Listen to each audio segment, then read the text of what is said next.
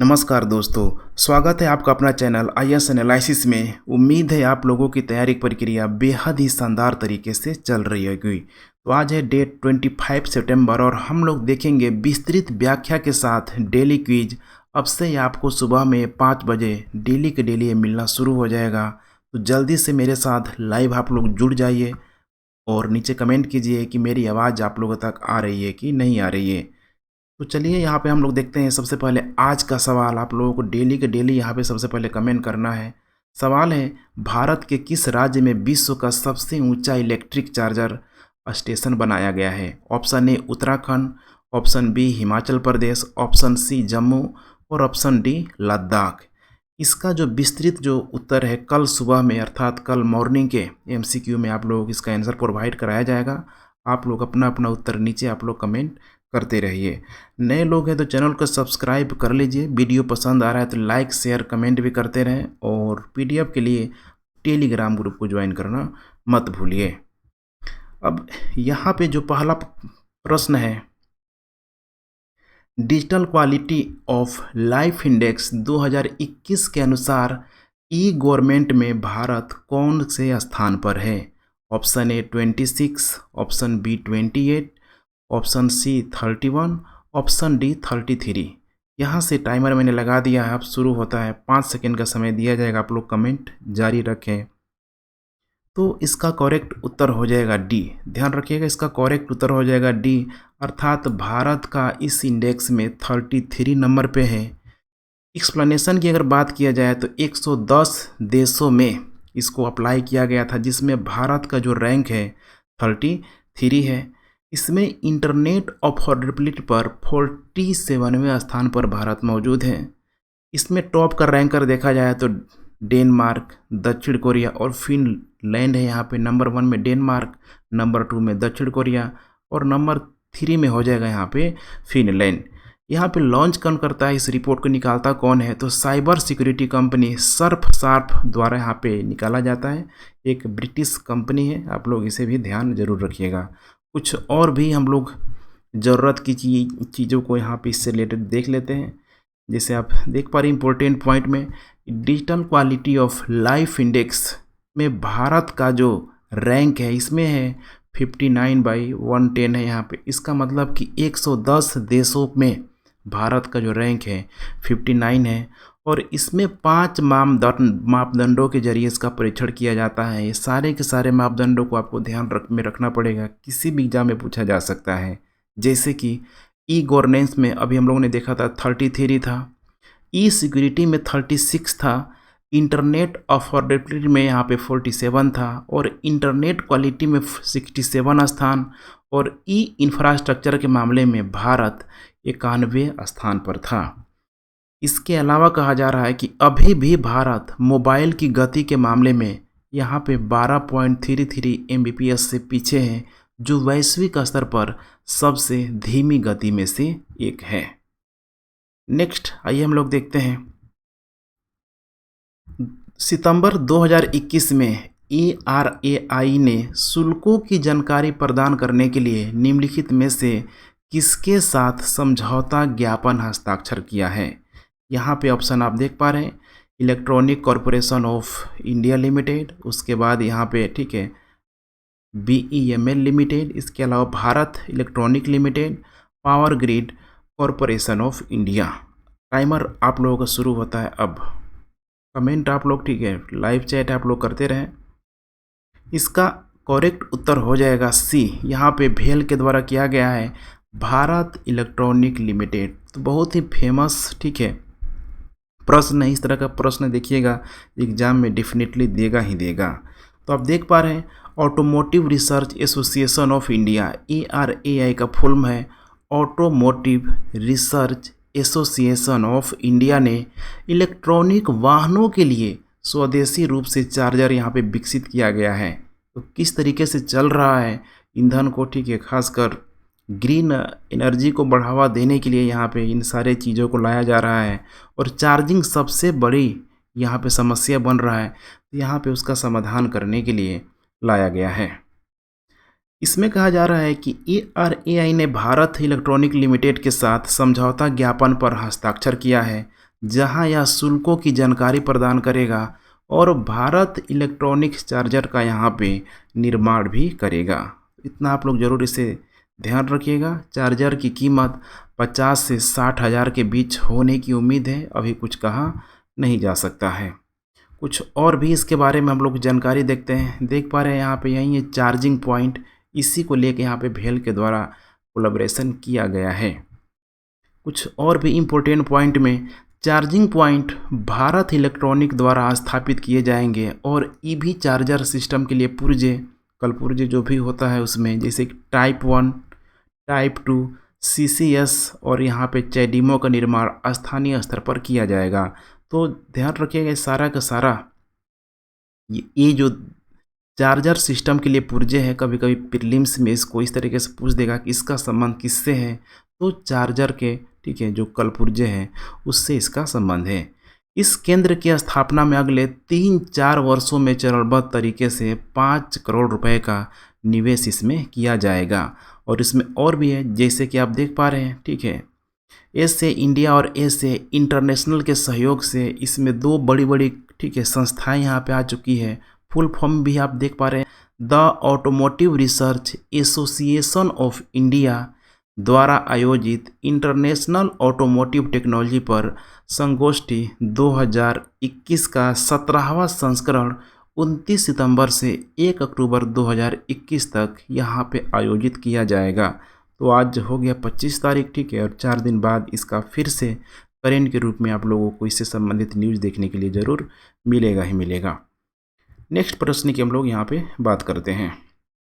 Question number 3, Bengal की खाड़ी में बना निम्न दबाव का क्षेत्र जो होकर निम्न में से किस चक्रवात में यहाँ पे बदल गया है। तो अभी देखिए धीरे धीरे, ठीक है, ठंड का मौसम आ रहा है और ठंड के मौसम में आप देखेंगे तो धीरे धीरे जो स्थल क्षेत्र है यहाँ पे हाई प्रेशर बनना शुरू हो जाएगा, समुद्रों में लो प्रेशर बनना शुरू हो जाएगा। और यही कारण है, इसमें ऑप्शन आप देख पा रहे हैं, इसका नाम चक्रवात तौकते, चक्रवात गुलाब, काफ़ी प्यारा नाम है, चक्रवात यास, चक्रवात निसर्ग। नीचे आप लोग कमेंट करना जारी रखें।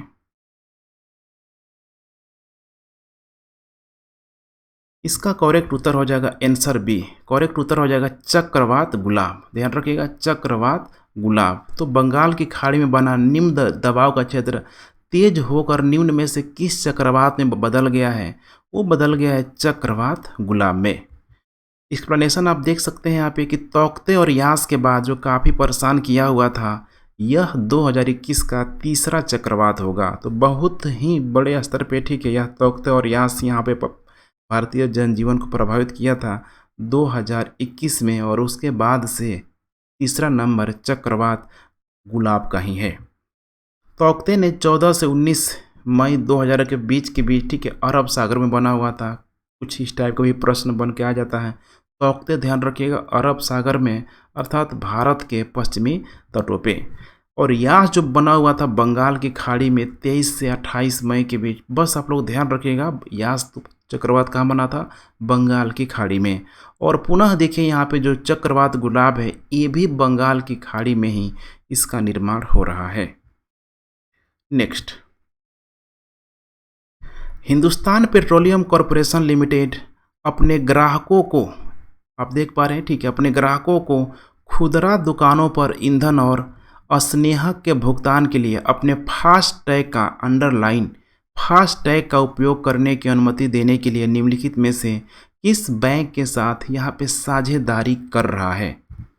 ऑप्शन आपके पास ये रहा, नंबर 1 है HDFC बैंक, नंबर 2 है ICICI बैंक, नंबर 3 है एक्सिस बैंक, और उसके बाद यहाँ पे IDBI बैंक। जल्दी से इसका जवाब दीजिए, टाइमर मैंने लगा दिया है।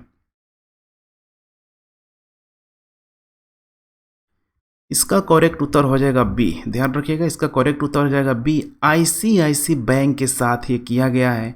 HPCL अर्थात हिंदुस्तान पेट्रोलियम कॉरपोरेशन लिमिटेड ने यहाँ पे ICICI के साथ यहाँ पे फास्ट टैग का उपयोग करने के लिए यहाँ पे, ठीक है, पूरी तरीके से कोलैबोरेशन किया गया है।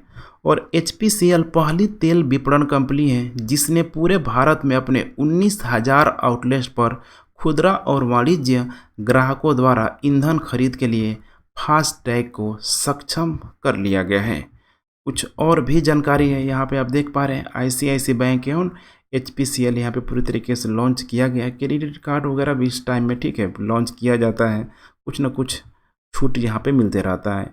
कुछ और भी इम्पोर्टेंट पॉइंट हैं जैसे कि फास्ट टैग इलेक्ट्रॉनिक ट्रोलिंग और यहाँ पे national highway authority of India देख पा रहे हैं यहाँ पे ठीक है कि अन्य सहायक परियोजनाओं के लिए भी कार्य करता है, जिसे टोल वगैरह में आप लोगों ने देखा होगा कि ऑटोमेटिक वहाँ से पैसे कट जाते हैं उस फास्ट ट्रैग के माध्यम से। भारतीय राष्ट्रीय भुगतान अर्थात एनपीसीआई, भारतीय राजमार्ग प्रबंधन कंपनी लिमिटेड और एनएचएआई ठीक है national highway authority of India है, और राष्ट्रीय राजमार्ग टोल भुगतान को पूरी तरह से डिजिटल बनाने के लिए यही तीनों लोग मिलकर काम कर रहे हैं। कौन कौन आप फिर से देख लीजिए, एनपीसीआई है, उसके बाद यहाँ पे है आईएचएमसीएल है, और उसके बाद है यहाँ पे एनएचएआई। ध्यान रखिएगा यही तीन बड़ी बड़ी संस्थाएं पूरी तरीके से ठीक है राजमार्गों को भी टोल भुगतान को पूरी तरीके से डिजिटलाइज बनाने के लिए कार्यरत है। नेक्स्ट प्रश्न है यहाँ पे, सितंबर 2021 में निम्न में से कौन सा आईआईटी 2022 क्यूएस है, यहाँ पे ध्यान रखिएगा ठीक है, इसको पूरी तरीके से ठीक है प्रोनाउंसिएशन थोड़ा इसका डिफ़िकल्ट है। क्वाकोरेली सिमडम्स करके हैं, सिमोन्स करके हैं यहाँ पे, ग्रेजुएट एम्प्लॉयबिलिटी रैंकिंग में शीर्ष 12% में शामिल है। तो पूरी तरीके से पूरे विश्व के यूनिवर्सिटी वगैरह का यहाँ पे रैंकिंग किया जाता है। इसमें देखिए अब जो 22% में जो शामिल है कौन है, आईआईटी गुवाहाटी है, बॉम्बे है, दिल्ली है, मद्रास है। नीचे आप लोग कमेंट करते रहें। इसका करेक्ट उत्तर हो जाएगा आंसर बी अर्थात बॉम्बे। ध्यान रखिएगा बॉम्बे यहाँ पे टॉप पे है। एक्सप्लेनेशन आप यहाँ पे देख सकते हैं कि पिछले एक साल में आईआईटी बॉम्बे जो 111 से 120 की रेंज से बढ़कर क्यूएस ग्रेजुएट एम्प्लॉयबिलिटी रैंकिंग 2022 में 101 से 110 रैंक पर यहाँ पे आ गया है, अर्थात थोड़ा सा ठीक है 101 से 110 रैंक पर आ गया है, थोड़ा स्थिति इसकी अच्छी हुई है। एम्प्लॉयर रेपुटेशन इंडिकेटर पर यहाँ पे 73.9 के स्कोर के साथ यह विश्व स्तर पर 70वें स्थान पर है। देखिए यही सब चीज़ें हैं जो अभी भी देखिए हम लोग कुछ भी आईआईटी का नाम ले लें फिर भी अगर देखा जाए पूरे विश्व स्तर पे तो काफ़ी नीचे आ जाए। देखिए यहाँ पे 73वें दिख रहे हैं यहाँ पे 73.9 स्कोर के साथ अगर पूरा रैंकिंग देखा जाए इसका तो 70वें स्थान पर है। कुछ और इसके बारे में आप जानकारी देख पा रहे हैं, यही है वर्ल्ड यूनिवर्सिटी रैंकिंग ठीक है, खासकर अगले साल 2022 को टारगेट रख के ही इसको निकाला गया है। कुछ इंपॉर्टेंट पॉइंट की बात कर लें तो इसमें आईआईटी ठीक है जैसे बॉम्बे, उसके बाद दिल्ली का नाम आएगा, उसके बाद मद्रास का नाम आएगा। ये तीन भारतीय विश्वविद्यालय वैश्विक शीर्ष 200 में शामिल है, अगर आईआईटी को छोड़ के कोई भी शामिल नहीं है ठीक है। थोड़ा टॉप में रहता है आईएससी बेंगलोर भी रहता है। तीनों ने पिछले वर्ष की तुलना में अपनी स्थिति में यहाँ पे सुधार किया है। इसी बीच अगर कुछ और भी यूनिवर्सिटी को देखा जाए तो मुंबई विश्वविद्यालय ने 250 से 300 बैंड में अपनी रैंक बनाए रखी। उसी तरीके से जो दिल्ली यूनिवर्सिटी और कलकत्ता यूनिवर्सिटी अपनी रैंकिंग में और नीचे यहाँ पे गिर गए, इनकी स्थिति और ख़राब हो गई। दिल्ली विश्वविद्यालय द्वारा इस मीट्रिक के लिए 96/100 के स्कोर के साथ विश्व स्तर पर 21वें और भारत में पहले स्थान पर इसका ठीक है रैंक मिला गया है। ध्यान रखिएगा मीट्रिक के लिए यहाँ पे। नेक्स्ट प्रश्न है यहाँ पे, स्पीड टेस्ट 2021 ग्लोबल इंडेक्स के अनुसार इंटरनेट स्पीड के मामले में भारत का रैंक क्या है। अब यहाँ पे जो आप लोग स्पीड टेस्ट आप लोग जो करते हैं ठीक है, जैसे ओकला वगैरह बहुत सारी कंपनियां हैं, बहुत सारी ऐप भी आती है। इसका ऑप्शन आप देख पा रहे हैं 90 है, 106 है, 114 है और 122 है।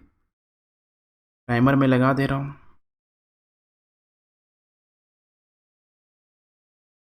इसका करेक्ट हो जाएगा यहाँ पे आंसर डी, अर्थात अभी जो भारत का जो रैंकिंग है 122वें नंबर पे है।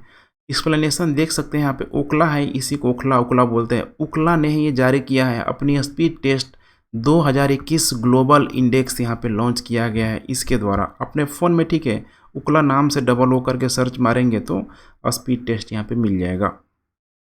इसके अनुसार वैश्विक स्तर पर 2020 में मोबाइल डाउनलोड की गति 59.5% बढ़ी है। थोड़ा कुछ सुधार आ रहा है इसमें, आपको देखने के लिए भी मिल रहा होगा कि पहले जहां जियो नहीं काम कर रहा था, आज थोड़ा बहुत जियो एयरटेल काम जरूर कर ही रहा है। जुलाई 2021 के दौरान मोबाइल इंटरनेट स्पीड के मामले में संयुक्त अरब अमीरात शीर्ष 10 देशों में शीर्ष पर ये बना रहा। इसी बीच Bharat 17.77 Mbps mobile download speed के साथ 122वें स्थान पर रहा। तो यही है, 122वें स्थान पे भारत रहा है। यहाँ पे देख पा रहे हैं, ठीक है, कुछ इस टाइप का आपको इंटरफेस मिल जाएगा ओखला का, ठीक है। इसमें आप अपना, ठीक है, जो भी डाउनलोडिंग स्पीड है इसमें आप चेक कर सकते हैं। कुछ और इम्पोर्टेंट पॉइंट की बात करें तो जुलाई 2019 की तुलना में जुलाई 2021 में मोबाइल पर डाउनलोड की स्पीड 98.99% यहाँ पे तेज हुआ है, बिल्कुल हुआ है आज वर्तमान में, इसीलिए आप लोग देख पा रहे हैं। नेक्स्ट प्रश्न, सितंबर 2021 में निम्नलिखित में से किसने ऋण हस्तांतरण और प्रतिभूतिकरण नियमों को संशोधित किया है?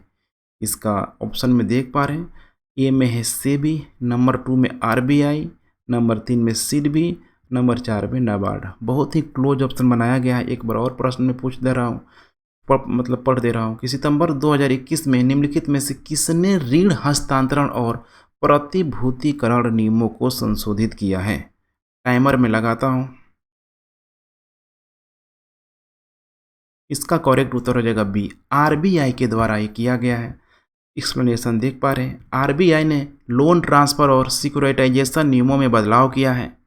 आरबीआई ने ऋणदाताओं को धोखाधड़ी के रूप में वर्गीकृत अपने ऋण एक्सपोजर को परिसंपत्ति पुनर्निर्माण कंपनियों को स्थानांतरित करने की अनुमति दे दी है।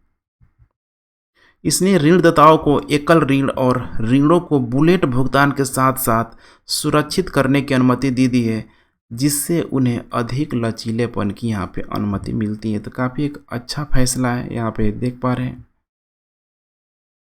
नेक्स्ट, यहाँ पे आप देख पा रहे हैं आरबीआई के बारे में कुछ और थोड़े बहुत इम्पोर्टेंट पॉइंट के रूप में यहाँ पे देख पा रहे हैं। राज्यपाल शक्तिदान से यहाँ पे आरबीआई के गवर्नर, मुख्यालय इसका मुंबई है और इसकी स्थापना को लेकर अक्सर एग्जाम में पूछा जाता है। 1 अप्रैल 1935 को आरबीआई की स्थापना हुई थी। नेक्स्ट प्रश्न, भारतीय प्राणी सर्वेक्षण ने वन्य जीवों और जंतुओं की लुप्त प्राय प्रजातियों के अंतर्राष्ट्रीय व्यापार पर 1973 के कन्वेंशन और जैविक विविधता पर 1952 के कन्वेंशन को लागू करने के लिए किस शहर के प्राकृतिक इतिहास संग्रहालय के साथ एक समझौता ज्ञापन पर हस्ताक्षर किया है? एक बार और प्रश्न को सुनिए कि भारतीय प्राणी सर्वेक्षण ने वन्य जीवों, ध्यान रखिएगा, वन्य जीवों और जंतुओं की कैसा है, लुप्त प्राय प्रजातियों में अंतर्राष्ट्रीय व्यापार पर 1973 के कन्वेंशन और जैविक विविधता पर 1992 के कन्वेंशन को लागू करने के लिए इस शहर के प्राकृतिक इतिहास संग्रहालय के साथ एक समझौता ज्ञापन पर हस्ताक्षर किया है। ऑप्शन देख पा रहे हैं यहाँ पे, नंबर 1 है ए टोक्यो, बी में है लंदन, सी में दुबई, डी में शंघाई। टाइमर शुरू होता है, अब कमेंट आप लोग करते रहें। इसका करेक्ट उत्तर हो जाएगा यहाँ पे शंघाई के द्वारा किया गया है। यहाँ पे तो भारतीय प्राणी सर्वेक्षण आप देख पा रहे हैं यहाँ पे, zoological survey of India, Kolkata और प्राकृतिक इतिहास संग्रहालय, ठीक है, यहाँ पे देख पा रहे हैं, ठीक है, कोलकाता और प्राकृतिक इतिहास संग्रहालय यहाँ पे, ठीक है, नेचुरल, ठीक है, हिस्ट्री म्यूजियम लंदन ने 24 सितंबर 2021 को एक समझौता ज्ञापन पर हस्ताक्षर किया है। दोनों संस्थानों का जो, ठीक है, एक तरीके से मोटिव है वन्य जीवों और, ठीक है, औरों की लुप्त प्राय प्रजातियों में अंतर्राष्ट्रीय व्यापार पर 1973 के कन्वेंशन और 1992 की जैविक विविधता पर कन्वेंशन को यहाँ पे लोग लागू करेंगे। जेडएसआई की स्थापना अर्थात भारतीय प्राणी सर्वेक्षण की स्थापना 1916 में हुई थी। इसका मुख्यालय ध्यान रखिएगा, कभी कभी पूछ लेगा, कोलकाता में है। इसका मुख्यालय कहाँ है? कोलकाता में है। कुछ और भी इसके बारे में जानकारी देख पा रहे हैं, ठीक है। Zoological survey of India important points में एनएचएम लंदन और जेडएसआई विज्ञापन के लिए यहाँ पे, ठीक है, नेचुरल हिस्ट्री म्यूजियम और, ठीक है, जूलॉजिकल सर्वे ऑफ इंडिया विज्ञापन के लिए जीवों के नमूनों को इकट्ठा करना, अध्ययन करना और संरक्षित करने और संबंधित डेटा और प्रतिबिंबों को बनाने और उनका आदान प्रदान करने के लिए लोग मिलकर काम करेंगे। ZSI zoological survey of India Kolkata द्वारा यहाँ पे नेचुरल, ठीक है, हिस्ट्री म्यूजियम लंदन और विपरीतः संयुक्त फील्ड वर्क अभियान चलाने, डुप्लीकेट पशु सामग्री और संबंधित डेटा और प्रतिबंधों को स्थानांतरित करने की यह एक योजना है। नेक्स्ट प्रश्न क्वेश्चन नंबर 9 है यहाँ पे। सितंबर 2021 में निम्नलिखित में से किस देश ने भूटान के लिए एक छोटे उपग्रह के संयुक्त विकास पर कार्यान्वयन पर व्यवस्था पर यहाँ पे हस्ताक्षरित किया है? ऑप्शन आप देख पा रहे हैं, आपको थोड़ा अनुमान लगाएंगे तो उत्तर सही हो जाएगा। बांग्लादेश, उसके बाद नेपाल, भारत, श्रीलंका। जल्दी जल्दी आप लोग कमेंट करते रहें। बांग्लादेश, नेपाल, भारत, श्रीलंका। इसका करेक्ट उत्तर हो जाएगा सी, ठीक है। मालदीव है यहाँ पे, सॉरी यहाँ पे भूटान यहाँ पे दिया हुआ है। भूटान और भारत का संबंध तो बिल्कुल ही समझ सकते हैं ना, मतलब एकदम बचपन के दोस्त जैसे लोग हैं शुरू से ही। यहाँ पे भारत ने भूटान के लिए एक छोटे उपग्रह के संयुक्त विकास पर कार्यान्वयन व्यवस्था पर यहाँ पे हस्ताक्षरित किया। 2019 में प्रधानमंत्री नरेंद्र मोदी की थिम्पू की राजकीय यात्रा के दौरान संयुक्त विकास की यहाँ पे कल्पना की गई थी। नेक्स्ट प्रश्न है यहाँ पे, देख पा रहे हैं क्वेश्चन नंबर 10। सितंबर 2021 में केंद्रीय सहकारिता मंत्री अमित शाह प्रधानमंत्री नरेंद्र मोदी के सरकार से समृद्धि, बहुत इंपॉर्टेंट है, आप ध्यान रखिएगा, सॉरी, सहकार से समृद्धि, यहाँ पे कोऑपरेशन की बात की जा रही है। इसके दृष्टिकोण के तहत भारत के पहले सहकारी सम्मेलन को किस शहर में संबोधित करेंगे? बहुत इंपॉर्टेंट प्रश्न है, ध्यान रखिएगा, ठीक है। यहाँ पे कहा जा रहा है सहकार से समृद्धि। ऑप्शन है मुंबई, बी में लखनऊ, सी में नई दिल्ली और डी में है यहाँ पे गांधीनगर। जल्दी से अपना कमेंट कीजिए।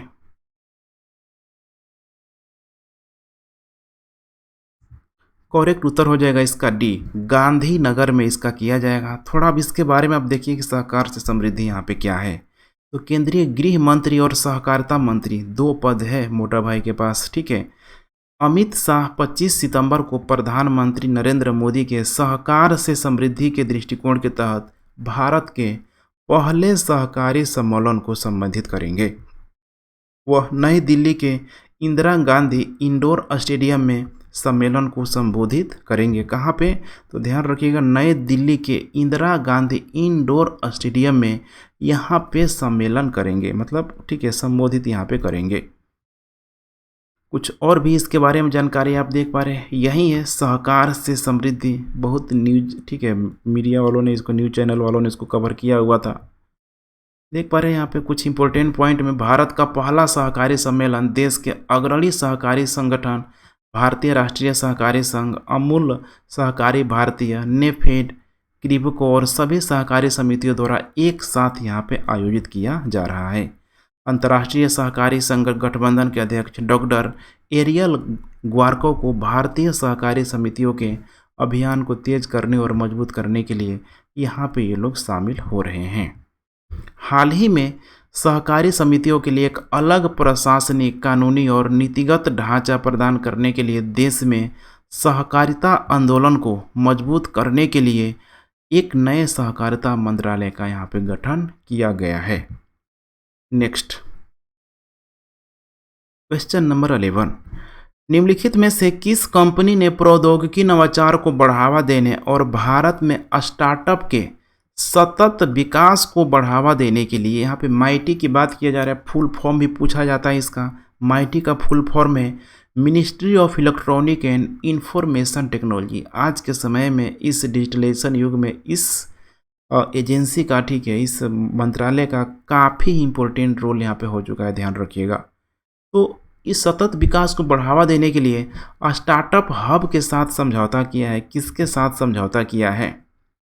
Number 1 Asianet, number 2 Amazon Internet Services Private Limited, number c Kappa Internet Services Private Limited. उसके बाद यहाँ पे हाथवे की बात की जा रही है। जल्दी से अपना कमेंट आप लोग करते रहें।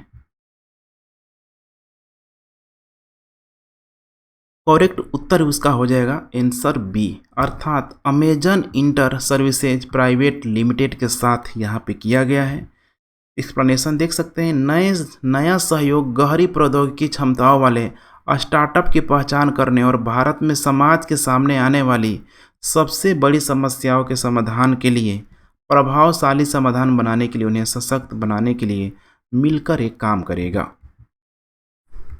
कुछ और भी इसके बारे में आप देख पा रहे हैं। माइटी के बारे में बहुत ही इंपॉर्टेंट है यहाँ पे, ठीक है। इसका जो हेड क्वार्टर है संचार भवन न्यू दिल्ली में है। यहाँ पे मिनिस्टर जो रिस्पॉन्सिबल इसके लिए अश्विनी वैष्णव है, ध्यान रखिएगा, कैबिनेट मिनिस्टर। इसके अलावा राजीव चंद्रशेखर है, मिनिस्टर ऑफ स्टेट। इसके अलावा और भी है मिनिस्ट्री एग्जीक्यूटिव में अजय प्रकाश, ठीक है, सामने है जो IAS ऑफिसर हैं। कुछ और भी पॉइंट है इसमें कि स्वास्थ्य देखभाल, कृषि, सार्वजनिक सुरक्षा, परिवहन, स्मार्ट शहरों और नागरिक जुड़ाव को संबोधित करने वाले स्टार्टअप पर यहाँ पूरी तरीके से केंद्रित होगा। नेक्स्ट,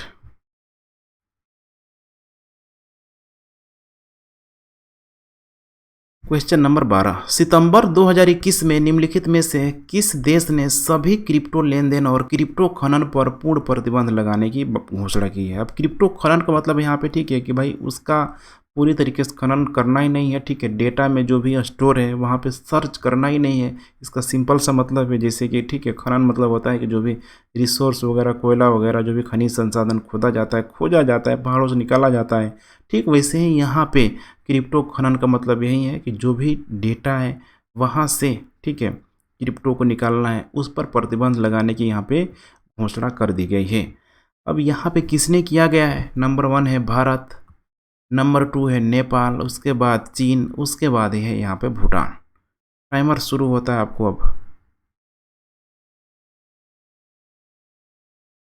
इसका करेक्ट उत्तर हो जाएगा सी, ध्यान रखिएगा सी, अर्थात चीन के द्वारा इसको, ठीक है, प्रतिबंध लगाया गया है। चीन के सबसे शक्तिशाली नियामकों ने सभी क्रिप्टो लेनदेन और क्रिप्टो खनन पर पूर्ण प्रतिबंध लगाने के साथ क्रिप्टो करेंसी पर देश की कार्रवाई को तेज कर दिया। पीपल्स बैंक ऑफ चाइना ने वित्तीय संस्थानों, भुगतान कंपनियों और इंटरनेट फर्मों को राष्ट्रीय स्तर पर क्रिप्टो करेंसी ट्रेडिंग की सुविधा देने से रोक दिया है। तो यहाँ पे, ठीक है, इसके बारे में कुछ और भी जानकारी आप यहाँ पे देख सकते हैं। यही है, देखिए यहाँ पे पूरा का पूरा जो सर्वर है, ठीक है, पूरा डेटा का ये सर्वर है, ठीक है। सर्च किया जाता है, इसी को एल्गोरिथमिक प्रतिक्रिया, बहुत क्लाउड कंप्यूटर का जो, ठीक है, कॉन्सेप्ट वर्तमान में आ गया है। कुछ और इम्पोर्टेंट पॉइंट में आप देख पा रहे हैं कि चीन दुनिया के सबसे बड़े क्रिप्टो करेंसी बाजारों में से एक है। क्रिप्टो करेंसी बहुत चर्चा में रहता है। क्रिप्टो करेंसी का व्यापार 2019 से चीन में आधिकारिक तौर पर प्रतिबंध कर दिया गया है, लेकिन विदेशी मुद्रा के माध्यम से ये अभी भी इसको ऑनलाइन, ठीक है, जारी किया जा रहा है। नेक्स्ट प्रश्न है यहाँ पे नंबर 13 है, महज और 2 प्रश्न बचा हुआ है। निम्नलिखित में से कौन सी कंपनी ओरल एजेसिटिडाइन लॉन्च करने वाली भारत की पहली फार्मा कंपनी बन गई है? तो ल्यूकेमिया वगैरह में इसका प्रयोग किया जाता है, ध्यान रखिएगा, ओरल एजेसिटिडाइन। अब यहाँ पे कौन कंपनी किया गया है? सन फार्मा है, कैडिला हेल्थ है, ग्लेनमार्क है, इंटेस है। कमेंट आप लोग करते रहें।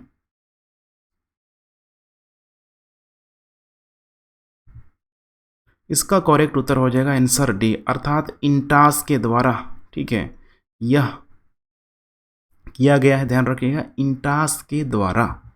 इसका इंटास का फुल फॉर्म देख पा रहे हैं, कभी कभी इस तरह का फिट डायरेक्ट फुल फॉर्म भी पूछ लिया जाता है।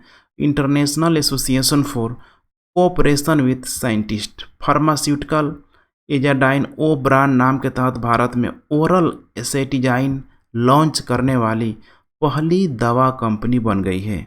इसका उपयोग किस में किया जाता है, देख पा रहे हैं यहाँ पे ल्यूकेमिया में एक्यूट माइलाइड ल्यूकेमिया वाले वयस्क रोगियों के रख रखाव चिकित्सा में उपयोग के लिए ओरल एजेसिटिडाइन को मंजूरी दी गई है। ध्यान रखिए, बहुत इंपॉर्टेंट है ओरल एजेसिटिडाइन।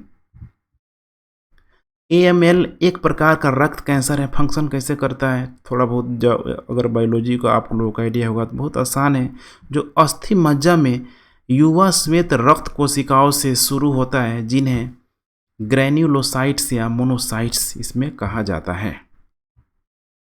नेक्स्ट नंबर 14 निम्नलिखित में से किसने 2022 में संयुक्त रूप से कम एक महामारी तैयारी टेबल लॉप या अभ्यास आयोजित करने का निर्णय लिया है?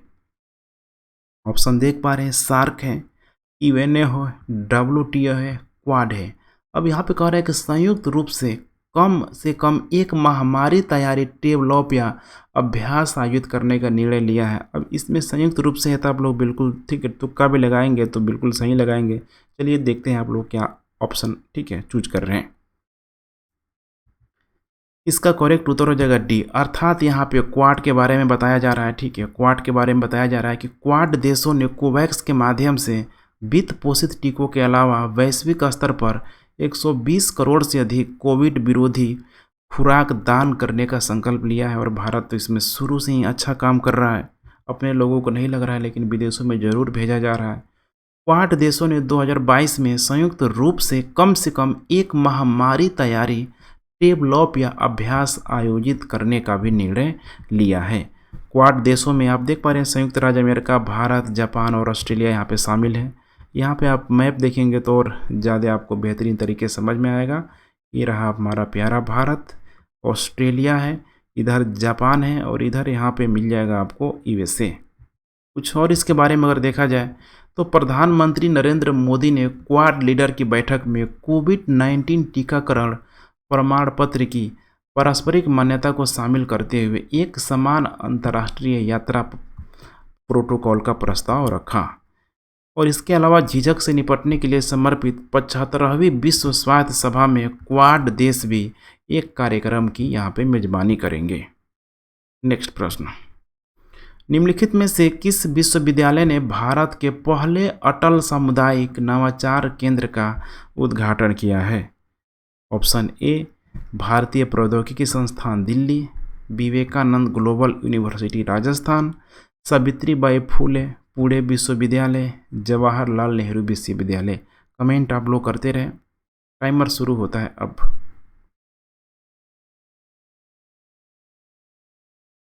इसका करेक्ट उत्तर हो जाएगा यहाँ पे बी। देख पा रहे हैं, विवेकानंद ग्लोबल यूनिवर्सिटी जयपुर राजस्थान में भारत के पहले अटल सामुदायिक नवाचार केंद्र का उद्घाटन किया गया है। सरकार ने नीति आयोग में अटल इनोवेशन मिशन की स्थापना की है। इसके अलावा यहाँ पे देख पा रहे हैं, ACIC का लक्ष्य उन नवोन्मेषी विचारों का समर्थन और पोषण करना है जो बड़े विचारों का आकार ले सकते हैं और बेहतर कर के लिए समाज को बदलने में यहाँ पे मदद कर सकते हैं। काफ़ी इम्पोर्टेंट प्रश्न है। तो ठीक है फ्रेंड्स, यही था डेली का 15 MCQ। आप लोग कमेंट जरूर करते रहें। वीडियो पसंद आ रहा है तो लाइक करते रहें। आज पहला क्लास था, इसी तरीके से अभी डेली के डेली आप लोगों को सपोर्ट मिलते रहेगा। तो इस सीरीज ठीक है लंबे समय तक कंटिन्यू रहेगा। इसके लिए आपको कुछ नहीं जा रहा है, बस एक लाइक करें और इस वीडियो को अधिक से अधिक लोगों तक पहुंचाएं। मेरे ख्याल से काफ़ी अच्छा कंटेंट अपने तरफ से हम लोग प्रोवाइड करने की आप लोग कोशिश कर रहे हैं, जिससे कि कोई भी एग्जाम में आपको कोई भी प्रश्न खासकर करेंट से कुछ छूट नहीं पाए। ठीक है friends, once again thanks for watching. जय हिंद।